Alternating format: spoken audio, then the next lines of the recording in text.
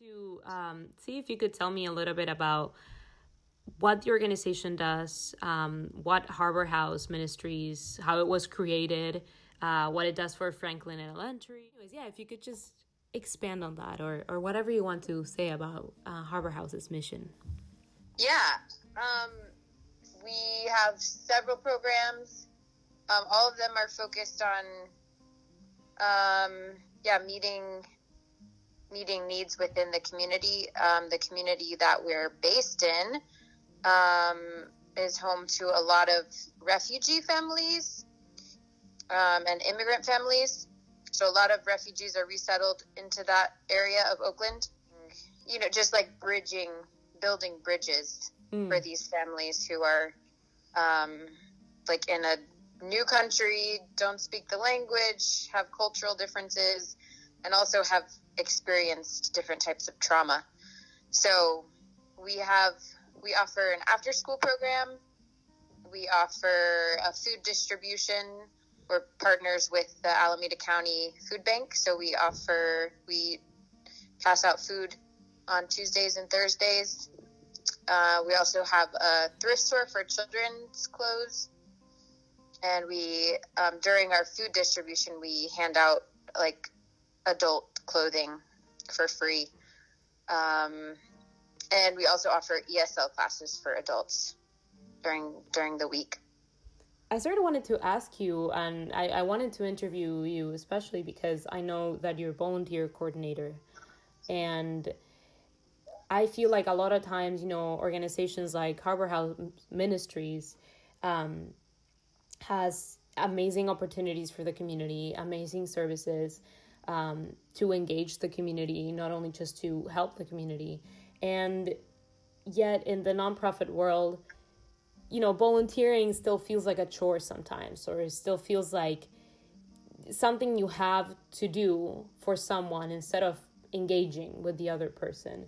And so based on, your experience, what I've seen there, I just wanted to ask you, what are the challenges of reaching out to people to volunteer? I mean, there's from when I first took on this position, there have just been constant people reaching out. Hey, I want to help. I want to do this. I did this last year.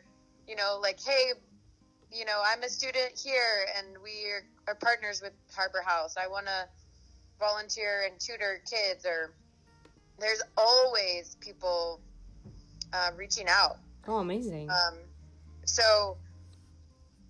And I guess, I don't know, it seems like there's a great eagerness, to be a part, to give back to the community, to, pour into the lives of these kids. And just to serve. That's amazing. I mean, it sounds like, you guys have a really strong network and you're really connected, and that there's a lot of genuine care behind keeping Harbor House open for the Oakland community. Yeah, for sure. What is Harbor House doing at the moment to kind of tackle this pandemic, especially, with kids having to be at home, with a lot of these programs having to probably switch online? I mean, I know a lot of what you guys are doing, but if you just wanted to sort of give a shout out to what Harbor House is focusing on at the moment, that'd be great. Yeah.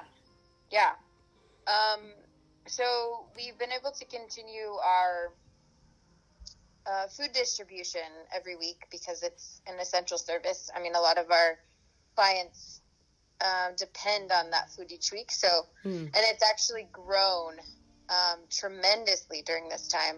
Wow. I think before this, we served somewhere between 30 to 50 people eat on Tuesday and on a Thursday. And now we're up to 90 is our average. Oh, wow. That's incredible. So yeah, that's been great to be able to continue that and to be able to offer that at a time where people really are experiencing great need. Our after school program, we're not able to meet with our kids. But we have really, I guess our focus has been how can we enrich the lives of these kids while they're at home, while, their parents have been like forced to become teachers. Yeah. And many of the parents already have, they're trying to work or find work because their work has been interrupted by this pandemic. I don't know. They are so busy that they don't check the messages, or it just hasn't gotten through to a lot of our families. So we're realizing that a lot of our families have not been able to tap into all of the resources that are available to them. So we've kind of tried to step in that gap. And then we're offering virtual tutoring to our kids. So I think we have about half of our after-school kids getting virtual tutoring. We're in the middle of an online fundraising campaign. Oh, yeah. Yeah, I saw. Yes. 10% of the, whatever we raise during this campaign is going to, a fund for families. It's called a rent fund, but it doesn't necessarily have to go towards rent, just any kind of basic needs that families are facing at this time.